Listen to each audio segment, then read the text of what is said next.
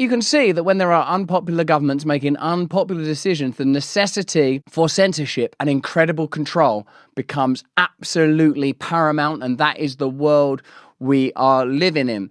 The situation in Australia that we covered to some degree yesterday is escalating yet further. What I find peculiar, indicative, and thought-provoking is that it somewhat centres on the extraordinary stabbing of Bishop Marmari Emmanuel, who remarkably, immediately forgave his assailant and interestingly believes that the video of his attack, which of course took place in a church in Sydney, should remain on X. Now, this is what the Australian government are arguing is the type of content that ought be brought down. The internet's been around a while now. We've seen appalling things. You know what I've never seen? I've never seen any of these sort of executions and the beheadings and those kind of things that we all know are available online, because I don't want to look at that. I find the world dark enough and disturbing enough without seeking that out.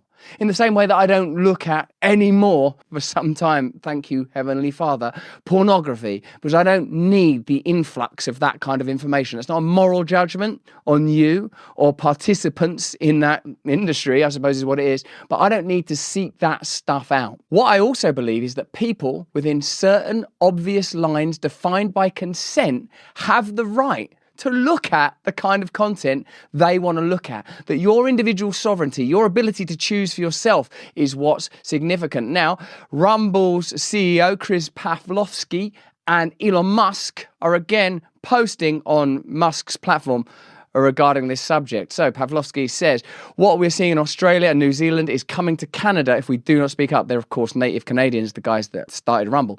The Australian government now believes it has worldwide jurisdiction to censor content. Joining Free Matt Kim today to discuss how governments are coming after our human rights. We've got to get Pavlovski on this show. We've got to get Musk on this show. We've got to have a censorship industrial complex conversation where we get some of the opposition to this censorship speaking together, because in Brazil, they're making massive moves. In the United Kingdom, online censorship bills were being passed at the exact moment that I was being attacked, curiously, incidentally, by some of the key organisations. I mean, government departments and government-funded NGOs that are particularly interested in censorship of, say, dissenting voices. So this is a global problem that requires a global response. Indeed, precisely what we learned in the pandemic. Of course, a pandemic by its nature encompasses the globe. That's literally what a pandemic means. But what we saw in terms of regulation, legislation, medication, pharmacological support, wealth transfer, exploitation of people, closing down of free speech, surveillance and censorship was an indication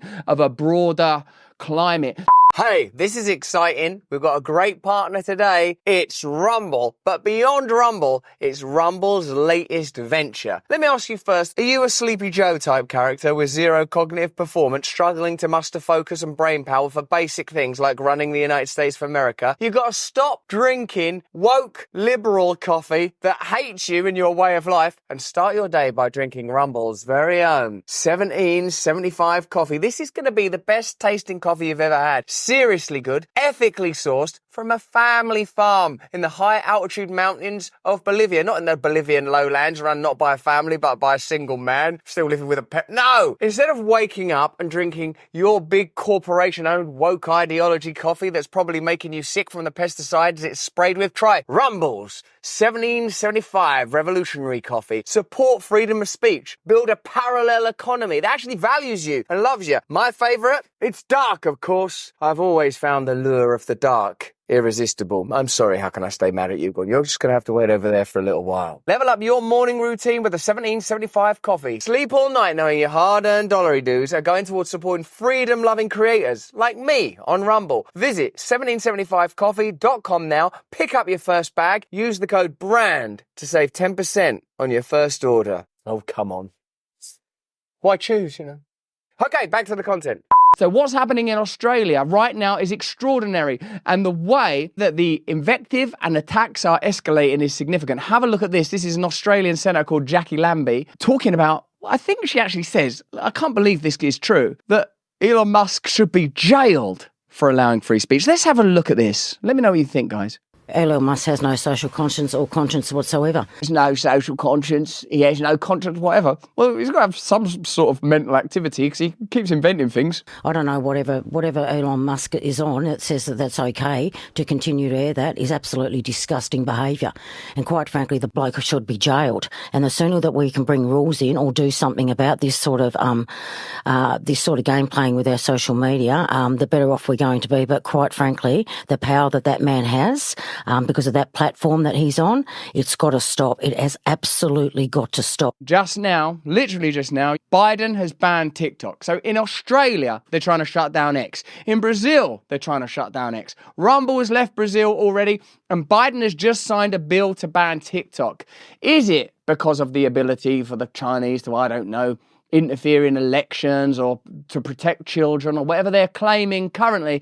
Or is it simply because TikTok became a platform where anti-war videos were being prevalently exchanged and we've got an election? So is TikTok being banned to protect you or to protect the US government and Biden? Bishop Mario Emanuel, who I pray, Heavenly Father, that we can get him on the show, has said himself that he wants the content to remain up. Now, remember during the pandemic period, how exactly Australia behaved, what their stance was, the positions that they took. Let's have a look at some of that. Look at like no jab, no transplant. Remember that crazy stuff? Pretty astonishing. And let's have a look at Anthony Albanese's final post. I'm checking out of X. This will be my final post on X. I stand firm in my belief that free speech is a dangerous tool and must be restricted. Free speech is a dangerous tool and must be... That's not good. That's the Prime Minister. Elon Musk's commitment to free speech is a detriment to our... Oh my God. This is mental. He's the elected leader of a nation. What do you see? Do you guys... It's not just me, is it? Do you see how crazy this is? Elon Musk's commitment to free speech is a detriment, that doesn't even make sense, is to the detriment of our democratic discourse. How can you have democratic discourse without free speech? As such, in solidarity with Senator Lambie, I too shall be quitting X. Oh my God. Oh my God, it's happening. It's actually happening. Let me know what you think about the censorship industrial complex. Let me know what you think about this issue. Let me know if you think, like I do, that a return to faith, a resurgent spirituality, an alliance among distinct dominions or denominations of faith is going to be necessary. Hey, thanks for watching. If you want to see more uncensored content where free speech can flourish, join our live stream. Click the link right here to watch the next video if you want to, or become a member of a growing movement. Download the Rumble app and you'll be informed every time we make a new piece of content. Stay free.